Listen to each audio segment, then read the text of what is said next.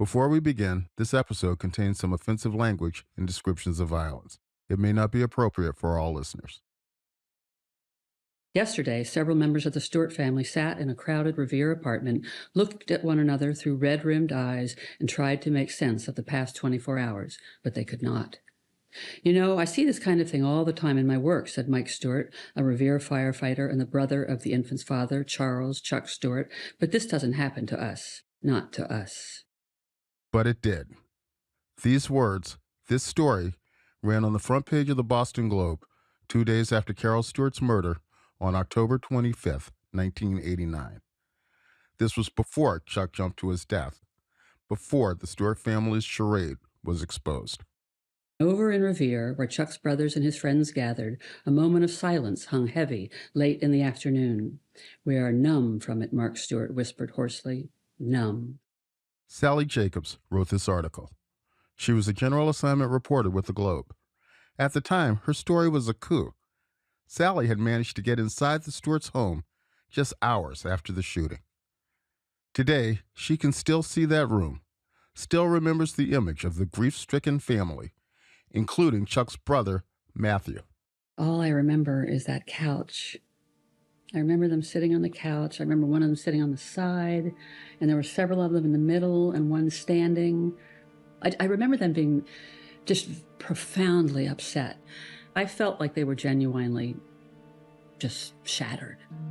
Sally's story was just one of many media pieces that portrayed Chuck and his family as sympathetic victims. The family was, in many ways, the picture of tragedy, at least through the mostly white lens of big Boston media. And by getting inside the home, Sally was able to gather intimate details about Chuck and Carol. I was surprised they let me in there a little bit. We talked a bit. They were telling me more stuff about their relationship, how much they had loved each other, and I came up with that phrase about their relationship so warm that it touched even those at their edge. I live to regret that one. It makes Sally wince today. She wishes she could go back and show more skepticism. You know, he killed his baby. Who would ever have thought that he was the killer? It was just such a violent crime. It was hard to imagine, that he could have done it. I'm saying this now, I feel sort of silly, how could I have missed that? But that was the truth that day. It didn't last more than a day, but that was the truth that day. I was totally with the program. I had bought the storyline so far, and we were out there to get that story, and we got it, for better or worse. You can't make this shit up. Oh, but they did make it up. We went along with it. We printed it. I want to know now, will you call Mr. Charles Stuart an animal? 34 years later, many reporters are still dragging the sins of their Stuart coverage around in one form or another. This includes me. To be fair, I was a small cog in this whole machine, just a low-level reporter. But in the eyes of the public, all of us in the press corps shared blame. And when it comes to the Stuart debacle, no one in the media covered themselves in glory. The city's media outlets face criticism from readers, from listeners, and from viewers, from investigators, from academia, and quite frankly, from ourselves. And now, it's time we reckon with that coverage. You see, at some point in 1990 or 1991, we all moved on, without any corrections or apologies, but not without a gnawing sense that something had broken down. And we were all part of it. Every person involved in this on official level, including the media, failed to do their job to look at it objectively. They went to the issue of race, came out with stereotypical idea of who this person was, and they went no further than a cub reporter. Were we fooled? Sorta. Could we have done a whole lot better? Definitely. And this much is clear. The questions that the Stuart story raises for the media are just as relevant today. So let's dive in. I'ma speak upon it. I'm Adrian Walker, and this is Murder in Boston, the untold story of the Charles and Carol Stuart shooting. Episode 8, Setting the Record Straight.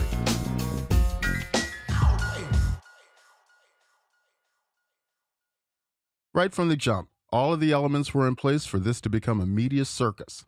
First, there was Chuck's dramatic 911 call. Oh, I'm blanking out. You can't blank out on me. I need you, man. Jack. Right away, networks ran with it. Some even played 13 uninterrupted minutes of the call. I think we decided it was news because of the audio tape, the 9/11 audio tape. We all ought to be honest. That tape is irresistible. You even had a Rescue 911 television crew in the ambulance and operating room showing paramedics trying to keep Chuck and Carol alive. Does that hurt, buddy? Your belly hurt? That hurts when I press? Charles, is there someone you want us to call for? No? You had a remarkable, gruesome snapshot of the couple bleeding out in the front seats of their car. All right, guys, step back. Hey, when you got that one? Push back in, you're going to jail. Now push back. And of course, you had the narrative of the moment, a white suburban couple in the dangerous black and brown inner city. Here was a guy trapped in the car watching his wife die. I mean, this was a major story, even before we had any idea who had pulled the trigger. So I gotta tell you a quick story. Now, I know we gotta go, but this is Greg Moore. So he was an editor at the Globe back in 1989 and my boss.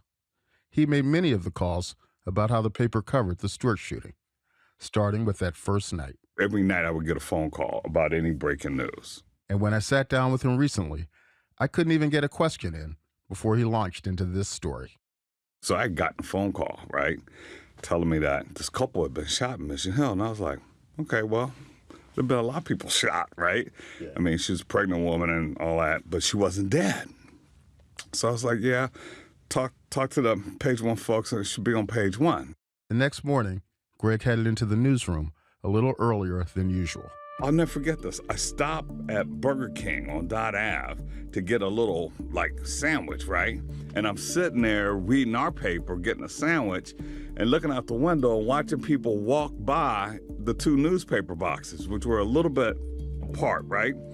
And then they would just stop and, take 2 steps back, look at the Herald box, put their quarter in, and get the newspaper and just stop right there. Look, this is how newspaper wars were won back in '89. Sales of the actual papers.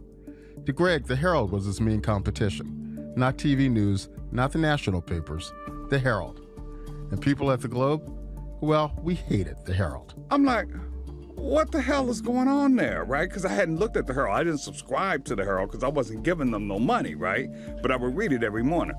So I get up from the table and go out and look at the newspaper and go, damn, put my quarter in, stand right there looking at that front page, and then walk back into the restaurant, grab my briefcase and go to myself, nothing's gonna be the same again. That's what I said to myself. I knew at that moment. It was that gruesome photo, the one of Carol and Chuck in the front seat of their car on the front page of the Herald, that caught everyone's eye and earned their 25 cents. I just knew from that moment on that everything was going to be different, that this story would be like no other I've ever seen. I was like, oh, shit. And when I came in the newsroom, I got there probably 7:45. Yeah. We were calling people up on the phone, okay? We were calling people up on the phone. We got to get moving. This was the kind of story that gets everyone's juices flowing in a newsroom. Right from the first moment, it felt like the kind of story that rarely comes along. Hey, those were great times, man. Those were great times. We were rolling. Yeah, we were rolling. You just don't forget days like that. The eyes of the nation were on Boston. We were feeling pressure to break the story. Every morning, the senior editors on my team, we met and we used to say to each other, whoever can break the story is going to win a Pulitzer Prize. People at the Herald were fired up too. I was one of those breaking news reporters. I had a lot of success on the street, talking to people and getting them to talk to me. Herald reporter Gary Witherspoon and I were part of the small cadre of black reporters in Boston. Both of us had been called the N-word while reporting in certain neighborhoods. Covering crime kept Gary pretty darn busy. He ended up in the same spots, talking to some of the same people again and again. And even he initially bought Chuck's story. And it was certainly plausible. We thought that this could happen. Kids were killing each other left and right in Boston. After the shooting, Gary spent day after day in Mission Hill, talking to black teens. and they all felt like they were being rousted. And I was talking to these kids about what was going on. And almost right away, I heard two things. One was that the husband did it. And I, like most people, dismissed that notion thinking, no, they're gonna catch the guy who did it. And almost right away, folks were saying there were cops saying, we're looking for the nigga who pulled the trigger. I could believe that too.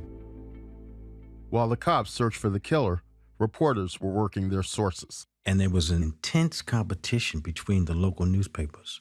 The Herald and the Globe were going at it every day, trying to kill each other. Really? We wanted to beat the hell out of them, and they wanted to beat the hell out of us. And we felt like the Globe had, more resources. They had the money to do it. Gary's Herald colleague, Michelle Caruso, put it in blunt terms. They paid good salaries. They were considered to be prestigious. And the Herald at that time was owned by Rupert Murdoch. It was a tabloid. And there was always a joke, if it bleeds, it leads. We wanted to be on the same playing field with the Globe.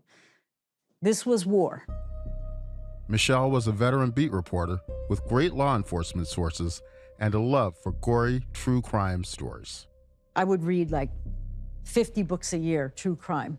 And a lot of them were husbands killing wives, men killing girlfriends, or sicko men that were like kidnap teenage girls and put them in a box or a coffin and keep it under the bed. And so my mind, perhaps twisted by such a heavy diet of true crime, had no trouble.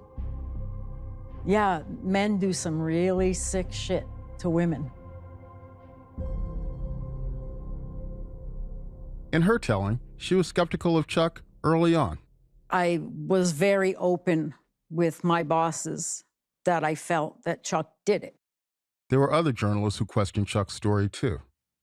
Former Globe editor Greg Moore remembers that the newsroom juggled hundreds of tips about Chuck from all corners. And they were crazy. They were wild. He was dealing drugs, he was selling jewelry, he was selling furs. The baby was black. The baby was black. There was just all kinds of stuff. And we probably had like almost a dozen reporters off and on knocking on doors, going in, projects that they had never been in before, knocking on doors saying, hey, is there a woman here that had an affair with Chuck Stewart? They go like, no, right? But the skepticism didn't exactly bleed into the coverage. Michelle Caruso had listened to the 911 tapes and drove the same route as the Stewart's Toyota Cressida. She sensed there were problems with the story. But when it came to nailing things down, well, she and other reporters hit wall after wall when they went to police and prosecutors. I had figured out in my mind how to structure a story that questioned Charles Stewart's story. Michelle says she just needed one thing, a key source to tell her that her hunch wasn't way off. She wanted some kind of confirmation. And she had the lead prosecutor, Francis O'Meara, on speed dial. All I needed was for Francis O'Meara to say one word, yes, when I asked him, are you investigating Charles Stewart as a potential suspect in this case? Are you looking at him? Are you looking at insurance policies, phone records, bank records? Are you looking at him? And quite the opposite. He wouldn't even hint that they were. He said, no. In fact, we're going in a different direction. The investigation is going in another direction. So, nothing came of it. I can recall going to a cocktail party with a bunch of mid-30s to 40-ish lawyers. And they knew that I was a reporter and worked at the Herald, and a couple of the wives asked me, oh, what do you think of that Kisnet?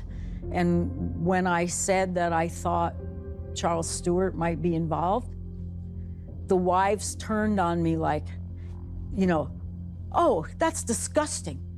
You want to blame the victim? You want to blame the victim for this crime? And that was very sobering to me, because I realized if the Boston Herald were to do a story questioning Chuck Stewart's integrity and honesty, and we turned out to be wrong, we would have been destroyed. And then Chuck leaped to his death. I was too pissed to cry. I was mad. I was mad at myself. Like, how did you not get this in the paper? How did you let this slip through your fingers? Now he's dead. I consider it the biggest failure of my entire 27-year journalistic career. We failed the city of Boston, particularly the residents of Mission Hill. Gary Witherspoon. I think the media bought it hook, line, and sinker. We were guilty, for sure. He played us like a fiddle, and we went along for the ride. In hindsight, I wish I had done my job differently.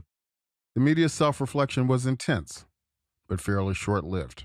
Tonight, the Boston hoax. Tonight, Eyewitness News reporter Dan Ray examines the way newsrooms... It was a compelling American soap opera, a racist American soap opera. It was a white couple, and therefore we're going to be here a lot longer. We have organized ourselves as an institution. That a white life is worth more than a black life. Cover urban America in the wrong way. We do not cover it well. Brought into this Camelot image. You make it sound as if the next day we went to our book of stereotypes, looked up and said, yes, they must be the Camelot couple. Go out and get Camelot Well, quotes. inside your head, didn't that happen? No, it did not happen. But you don't have to deify the dead. Well, we didn't deify them. Well, Those are close. somebody says it was almost like Camelot, and you put it 2 full pages, streaming headlines, Camelot. Though many in the media pledged to do better, some of the worst offenses came in the wake of all this reflection. A lot of it appeared in the Globe, and most of the bylines were from columnist Mike Barnicle. At the time, he was the biggest name in the newsroom, a self-styled street poet, a columnist for the working class, and a staunch defender of nearly all-white South Boston. South Boston has managed to cling to its essential character. You can still find many, many people who know and live the meaning of the word neighbor. No other area of this town took the kind of public beating that was consistently administered to South Boston over school busing.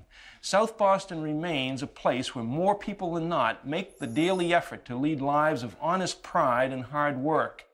At the same time, Barnicle was tough on crime and regularly appeared on TV to decry drugs and violence in neighborhoods like Roxbury and Mission Hill. Something has happened in this country recently, something that's all mixed up with crack and cultural depravity, with ignorance and indifference.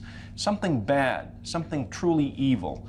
There are too many kids in too many neighborhoods who have absolutely no fear and no respect for anything or anyone.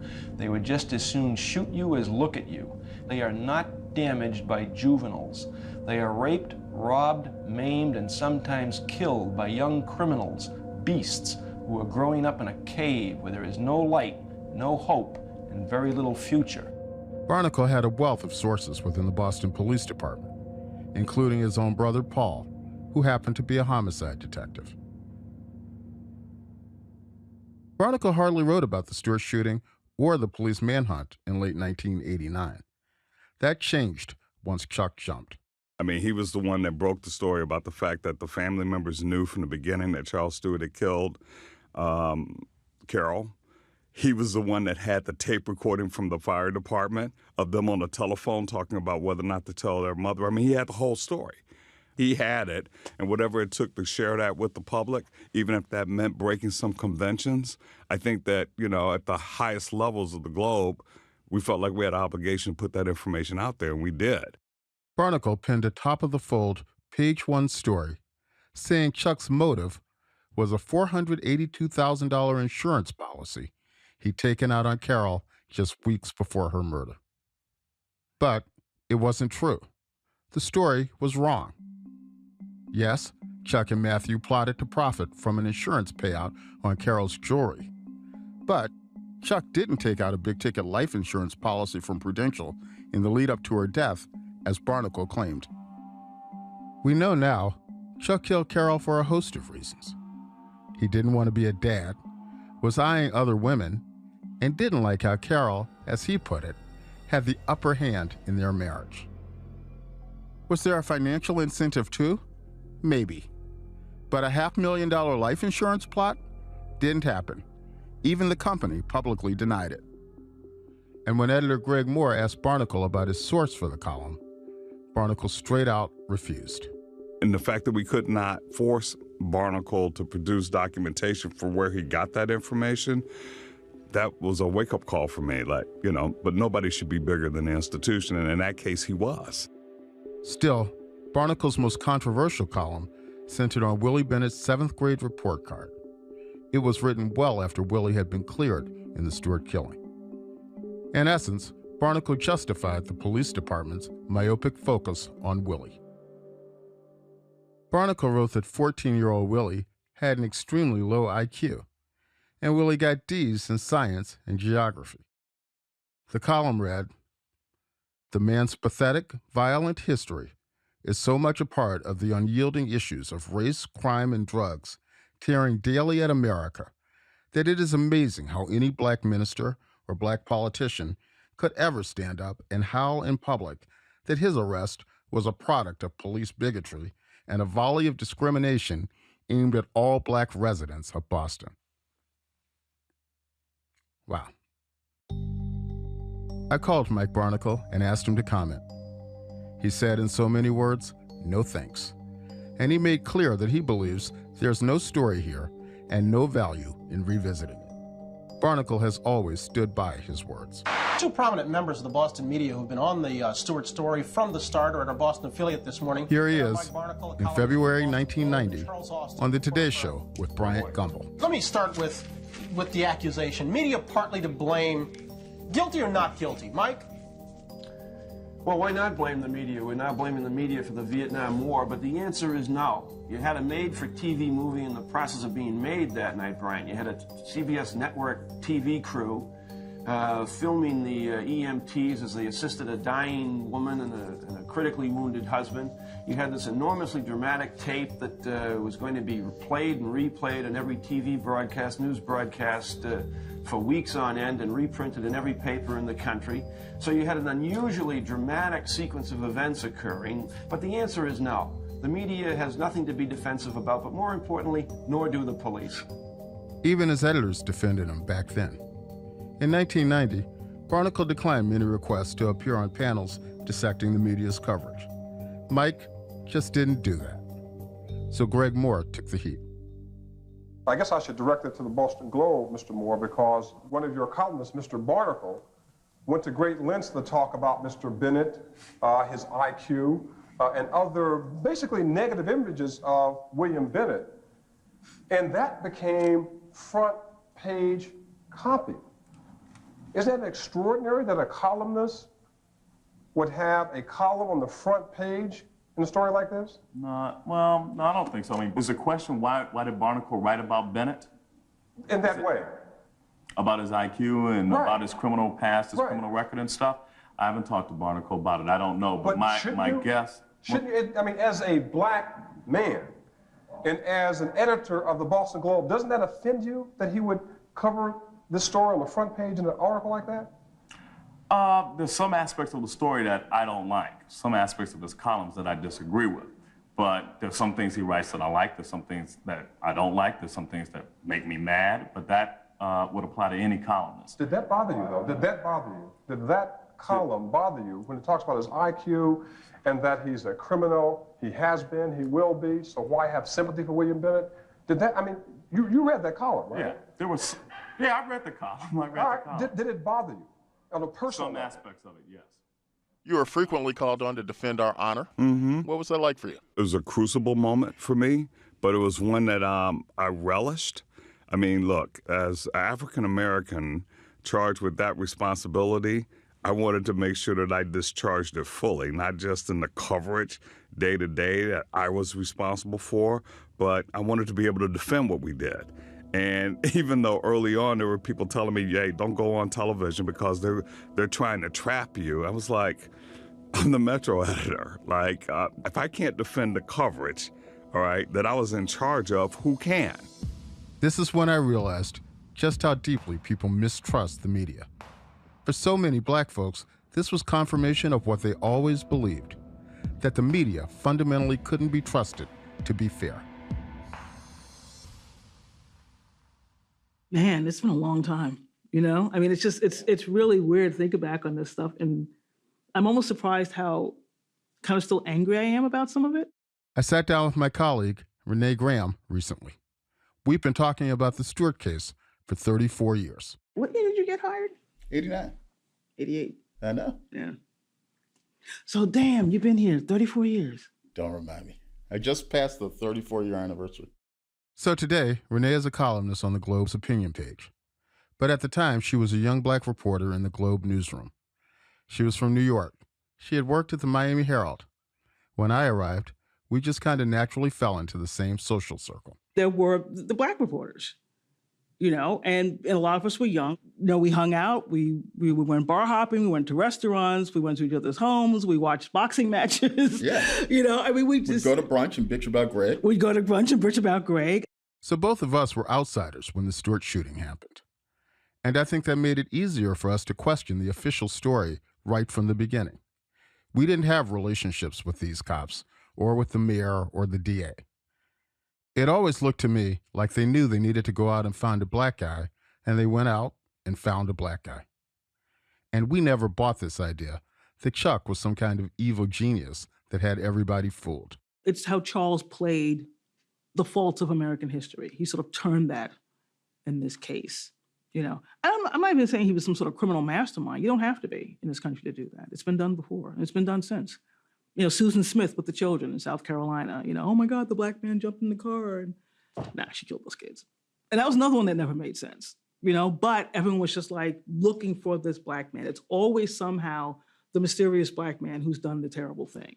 In this case, the mysterious black man was Willie Bennett. It made me think of what it was probably like in the South when there was lynching. Like if people could have gotten their hands on Willie Bennett, he would have been gone. You know, he became Boston's boogeyman, Boston's black boogeyman. It just took hold so quickly because it was intended to take hold so quickly. Everything about that story was engineered to inflame racial tensions and to distract from the facts. You know, that a lot of it didn't make sense because people reacted emotionally to that story. They didn't react to it intellectually. It was all emotion. What the coverage did was ignite white fears, which are always there, which are never far beneath the surface. But this was the nightmare for them, you know, and everything about Boston just being lawless and overrun by animals and no one is safe. And no one always means white people aren't safe. That's what that really means. You could feel that emotion inside the newsroom. There were a lot of tense conversations. Let's talk about Mike Barnicle. Let's talk about Mike Barnicle, shall we? Renee is still angry that Barnicle never faced any accountability. Not for playing into racist tropes, and not for basic reporting failures. After he got the life insurance story so wrong, even the insurance company issued a rare public statement saying it was incorrect. Usually, you get something wrong in a story, you have to write a correction. They never wrote a correction. And I don't know, I always assumed it's because they just didn't want to make Barnicle look bad, that he'd gotten something that big in the biggest story of the year wrong. They never corrected it.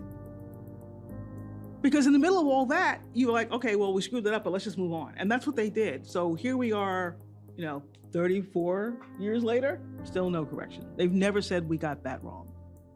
As far as we know, nothing ever came of those columns. Years later, Barnicle was caught plagiarizing. He left the Globe in 1998. He's now a TV commentator and contributor for MSNBC. That should end a career. You know, when you get tagged with the two great sins of journalism, plagiarism and fabrication, that should be the end of it. But you know, this is America, you know, and, you know, life is never over for a white man in America. Nothing personal, just saying. When it comes to the Stuart case, another person Renee thinks about is Greg, our old boss. I like Greg a lot. Renee has never quite forgiven him. I trusted Greg. Greg had hired me, and Greg was the highest-ranking Black person at the Globe, and he was my editor. And so I was sort of saying to Greg things that didn't feel right to me, that didn't sound right. But he wasn't listening. He was swept up in it. I asked Greg if he had any regrets about how the Globe handled the Stuart story. No, I don't. Zero. No, and I'm not a person who is not self-reflective. That answer really surprised me. It's mind-boggling to me that he doesn't regret anything about it. I have regrets. I think most reporters have regrets. I'm really proud that almost immediately we talked about race and class. We talked about, white lives matter more than black lives. We talked about race. Like, one of the things that we were comfortable doing, is talking about race in a very aggressive, upfront way. And that was a part of our theme in that coverage from the beginning. And Greg is right. In the wake of the shooting, the Globe did go pretty deep on race. Remember Eileen McNamara's column on James Moody, the black man who was also killed that night, but whose death got hardly any notice? The Herald didn't do anything like that. It seemed as if the Herald front pages trotted out one racist trope after another, rarely portraying Mission Hill as a place where good people were just trying to live their lives. I've said it wasn't a proud moment for anyone in my business, and it wasn't. But talk to Black Bostonians today, and you'll hear that the Herald's coverage still stings. We all learned a hard lesson about trusting official sources. In retrospect, I don't trust anything or anybody. If somebody tells me something like that, I want to know exactly what is that based on. And again, I think that's another legacy of Stuart, at least for me. Another legacy of the story can be seen in the city's newsrooms. Here's a taste of the conversation back then. Would it make a difference if we consciously, all of us, made an effort to increase the representation of minorities? I think that we all benefit from our colleagues. It's been very hard for me to sit here just now to listen to this because more than half the newspapers in this country don't have any minorities. No question. I mean, the more culturally diverse a newsroom is, it's got to be a benefit. The media in this country has done a terrible job. Too many of the decision makers are white men. It wasn't just seasoned journalists who were paying close attention. I owe my career to the Stuart case in so many ways, because looking at the way the Black community was treated during that time, I told myself, if you leave it to them, this is how you're going to look to everybody. This is how you're going to be perceived by everybody. You need to represent yourself. If you don't have a chance to speak for yourself, this is how you're going to look. And that's one of the big reasons why I got into journalism in the first place. Today, Howard Bryant is a successful author and commentator. Back in '89, this kid from Boston was at Temple University watching the case unfold. I felt like there were two conversations taking place. There was the case itself, and there was what we were reading in the Globe and in the Herald. And I remember my sister bringing up something that would become a story later on in media, which was, they don't do this when Black people get killed. Why is this one person, Carol Stuart, God rest her soul, obviously, why is she so special? The Black community in Boston just gets beaten on and told to take it and written about by everybody but us. And so essentially, when you look at what took place media-wise following the case, you essentially had white people talking to each other. There were very few Black voices, with the exception of Adrian Walker, maybe Derek Jackson in the Globe, who provided the counter. Who provides the counterbalance to those stories? Who provides the counterbalance that says, hold on, wait a minute, this doesn't quite fit? In spite of the early 90s conversations about newsroom representation, Howard felt he couldn't make it in Boston. He had to become a success elsewhere first. You have to make a reputation, a professional reputation somewhere else. And then after you've done that, maybe you can come home. And then they'll claim you, because who doesn't want to claim a success story? But you're not going to be able to grow up through the ranks here. You're not going to be able to climb through the ladder, because those jobs and those opportunities are already taken and you're not on the list. So that's the real piece of the hostility that I always felt about Boston. I know firsthand that Howard has a point. Though some black reporters covered the Stuart murder and a black editor led the Globe's coverage, the so-called stars of Boston media in those days were overwhelmingly white. They were the ones that police and prosecutors leaned on to sell the notion that Willie Bennett was behind this murder. And editors trusted them.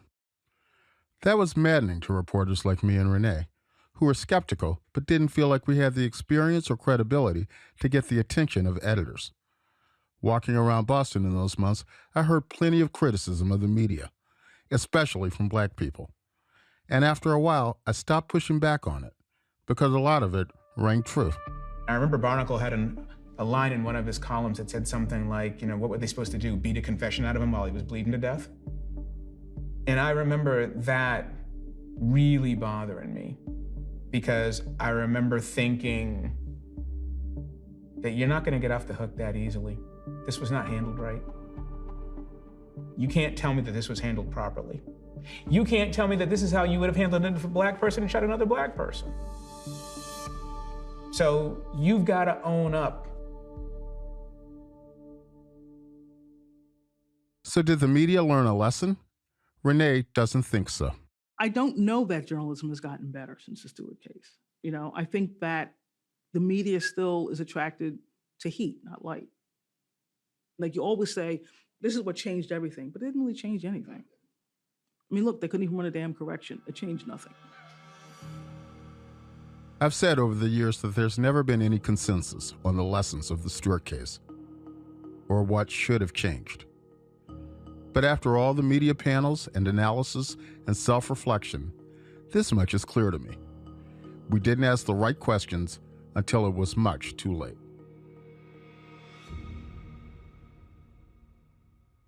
I want to tell you about one more person who's still carrying this around. Tough stuff. It really is tough stuff. I've known Evan Richmond since we were both young journalists covering crime in Boston. He's the Herald photographer who took that infamous crime scene picture of Chuck and Carol Stuart bleeding out in their car. It's tough to look at. It's such a gruesome picture. I didn't even know they ran it until I saw it on the front page. Evan was young, right out of college. I really wasn't prepared for what was about to happen. When I called him, Evan was hesitant to talk about the picture. He felt like this was opening an old wound. I was pretty shaken at the time, and I wasn't really following the story after that. There was a lot of negativity towards me, hate mail. You got hate mail? Yeah, I got a lot of hate mail. And of course, back then it wasn't just email. You had to write it on a piece of paper, put it in an envelope with a stamp, and mail it. And I got a lot of that mail. It was harsh. How can you sleep at night? I hope this happens to you and your family. And I thought a lot of the questions that were brought up were valid, and I took it hard. What did you do with the hate mail? I can show you a couple of them if you like. I have a file I kept. I'd like to see it. Sure. Sure, absolutely. So Evan walks over to a cabinet and grabs a folder. This is something I did not see coming. The stack of letters and a few clippings, they're pristine. They're old, but not yellow, because Evan has perfectly preserved them. Yeah, I kept a little file over the years of information regarding the story. These are some of the letters. This was the editorial page of the Herald, I think, the day or two after, with some of the responses that we got from some of the readers. I asked if he would read the letters out loud. Evan took a pass, but he said I could read them. I found your picture sick. Your publication went beyond the boundaries of journalism and sensationalism into the realm of morbid and sick. How dare you intrude on the pain and sorrow of death that this family must now endure? Wow. And there are a dozen of these. Well, that's just the one day. That's just the kind of just one day. That's kind of the drop in the bucket of the kind of mail and phone calls we got. A lot of people wanted to speak with me personally. I wasn't really taking calls or interviews at that point, but I got the gist of what people were feeling out there. Yeah, and there were, like I said, there were hundreds of phone calls that first day. Hundreds. Evan eventually agreed to read snippets of a couple of them. He grimaced the whole time. I am absolutely outraged that you could put a picture like this of the shooting victims on the front page of the Boston Herald. What kind of person are you? You have absolutely no compassion for her family. It's people like you in the media that create people who have sick little twisted minds to try this after looking and reading about this. I will never pick up a newspaper again. From a very, very angry United States citizen. Oh. Now, these letters are in pristine condition all these years later. Why did you save them? I mean, I knew at the time that this was probably a pretty rare occurrence, and that hopefully it wouldn't happen again. But it was for for me, it was very moving, and I felt I wanted to keep some of it so I could just have it. And like I said, I'm not sure I ever read these letters before because I kind of knew what was in them. But maybe I knew 33 years later that Adrian Walker would come ask me about them. This case felt that way for a lot of us. Not just a story or even a big story, but a moment that might come to define us. I've shot a lot of pictures in the years since, and what would you be known for if today were your last day, and that might be it. That might be it.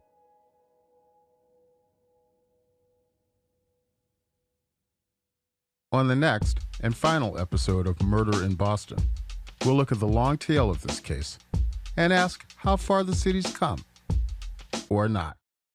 Here's the reason that I've been upset for a while. Cause if you're black, you get life, but if you're white, you're on trial. Ain't nothing to it. Just like that chump Charles Stuart.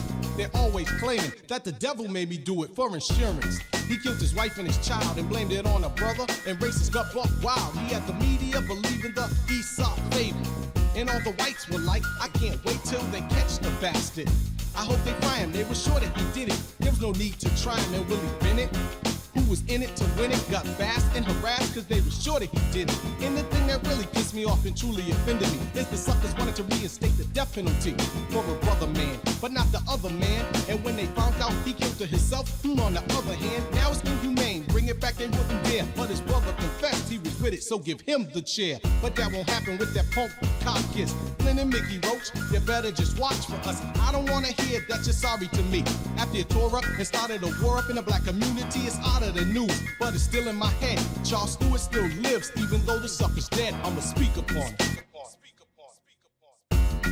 Murder in Boston, the untold story of the Charles and Carol Stuart shooting, is presented by the Boston Globe and HBO documentary films. This podcast was reported and written by Globe journalists Evan Allen, Elizabeth Coe, Andrew Ryan, and me, your host, Associate Editor Adrian Walker. The project was led and also co-written by Assistant Managing Editor Brendan McCarthy and the Globe's Head of Audio, Kristen Nelson. Nelson served as Senior Producer. Melissa Rosales is the Associate Producer. Our theme music is Speak Upon It by Boston's own Ed O.G.